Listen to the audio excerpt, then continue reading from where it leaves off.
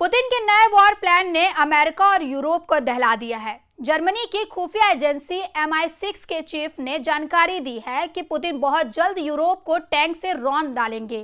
रूस ने क्राइमिया की तरह बाल्टिक देशों पर कब्जा करने की तैयारी कर ली है। MI6 के अलर्ट के बाद जर्मनी ने 60,000 सैनिक की भर्ती का ऐलान किया है। अब पुतिन को युद्ध से रोका नहीं गया तो यूरोप का बचना मुश्किल है। अब पुतिन के हथियारों की तलाशी नहीं की गई तो ब्रिटेन की बर्बादी तय है।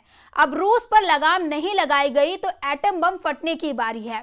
अब पुतिन नहीं रुके तो वर्ल्ड वॉर को कोई टाल नहीं पाएगा। नमस्कार, आप देख रहे हैं न्यूज 18 का डिजिटल प्लेटफॉर्म और मैं हूं आपके साथ सृष्टि शर्मा। यूक्रेन की तबाही दुनिया को डरा रही है। यूक्रेन में बरस रहा बारूद यूरोप को झुलसा रहा है। यूक्रेन की खिसकती जमीन अमेरिका के होश उड़ा रही है।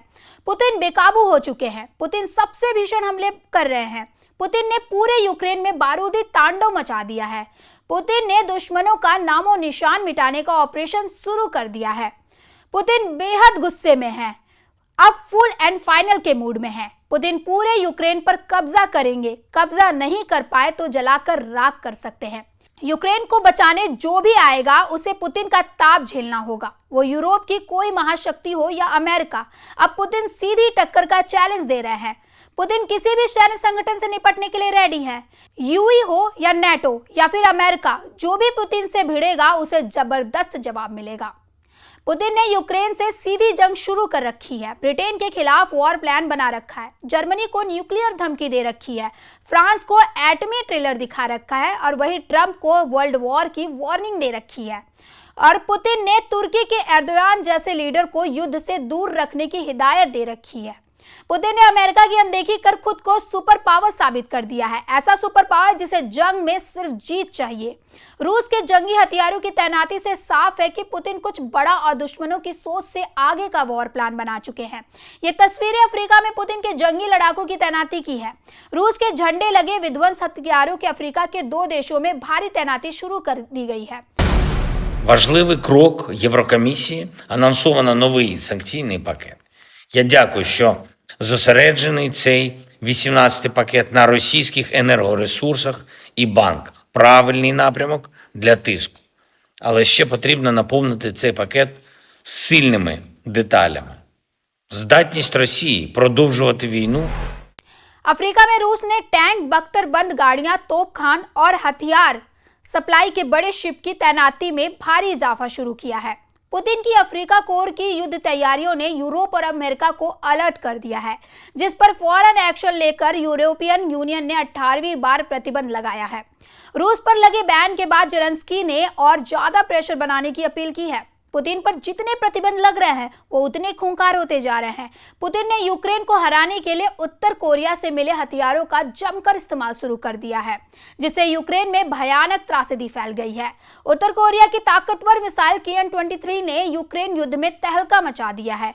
इस मिसाइल का ऐसा खौफ देखा गया है कि खुद यूक्रेन फोर्सेस ने किम की मिसाइल को बेजोड़ बता दिया है। यूक्रेन के विदेश मंत्रालय ने मंगलवार को दावा किया है कि रूस ने उत्तर कोरिया के KN-23 शॉर्ट रेंज बैलिस्टिक मिसाइलों का इस्तेमाल किया है। मंत्रालय के प्रवक्ता ने बताया कि कीव में 2 मिसाइलों को मार गिराया गया, लेकिन उत्तर कोरिया की मिसाइलों की तबाही मचाने की ताकत और तकनीक लाजवाब है। पुतिन के पास किम जोंग उन जैसे भरोसेमंद पार्टनर हैं। दूसरी तरफ ट्रंप ने जेलेंस्की से बेरुखी दिखाना शुरू कर दिया है। अमेरिका ने यूक्रेन के वॉर बजट में भारी कटौती का ऐलान किया है, जबकि जर्मनी ने पुतिन को पूरे यूरोप के लिए खतरनाक दुश्मन बता दिया है। जर्मन चांसलर ने रूस को रोकने के लिए ज्यादा से ज्यादा प्रतिबंध लगाने की मांग की है। Russland hat mit zahlreichen Drohnen und Marschflugkörpern gezielt und rücksichtslos eben die Zivilbevölkerung attackiert. Das war alles andere als eine verhältnismäßige Antwort auf die sehr präzisen ukrainischen Schläge gegen Militärflughäfen und Infrastruktur in der letzten Woche. Russland wollte tatsächlich ein Blutbad anrichten. German MI6 प्रमुख पुरनो काहल का कहना है कि Ukraine पर हमला रूस की बड़ी योजना का पहली स्टेज है। MI16 चीफ ने चेतावनी दी है कि पुतिन पश्चिम देशों की एकता और सुरक्षा व्यवस्था की परीक्षा लेना चाहते हैं। उन्होंने दावा किया है कि पुतिन रूसी टैंकों को सीधे पश्चिमी देशों में घुसने का आदेश दे सकते हैं।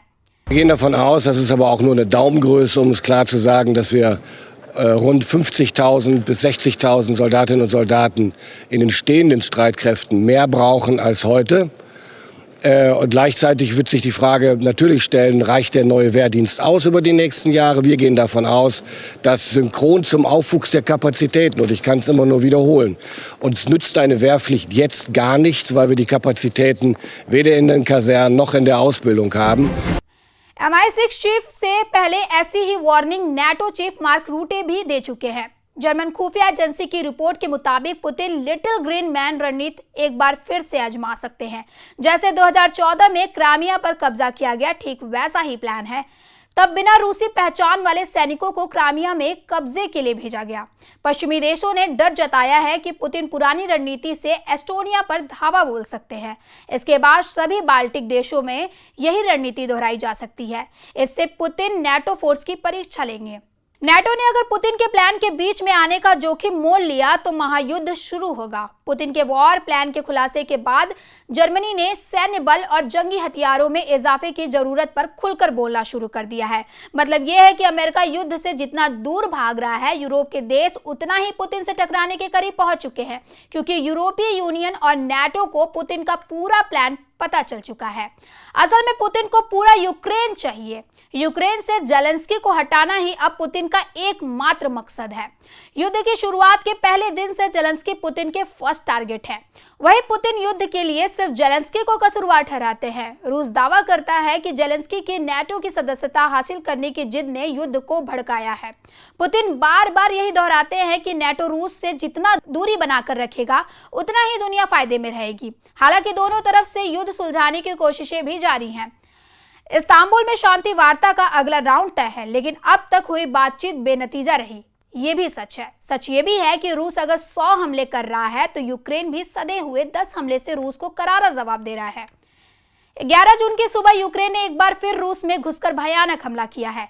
यूक्रेन में मचे बारूदी घमासान के बीच प्रेसिडेंट ट्रंप का साइलेंट हो जाना भी बड़े खतरे का सिग्नल है। अमेरिका क्या करने वाला है? क्या सुपर पावर पुतिन जेलेंस्की का पैचअप करवा पाएगा, या फिर एक बार फिर दुनिया को अमेरिका अपनी सैन्य शक्ति का एहसास कराएगा? अमेरिका दूसरा रास्ता ना चुने, ये दुआ उसके दुश्मन भी करते हैं, क्योंकि अमेरिका अगर युद्ध में आया तो फिर होगा वही जो अमेरिका चाहेगा। ऐसे ही खबरों के लिए देखते रहे न्यूज़ 18 का डिजिटल प्लेटफॉर्म और do like share subscribe the channel. Thank you.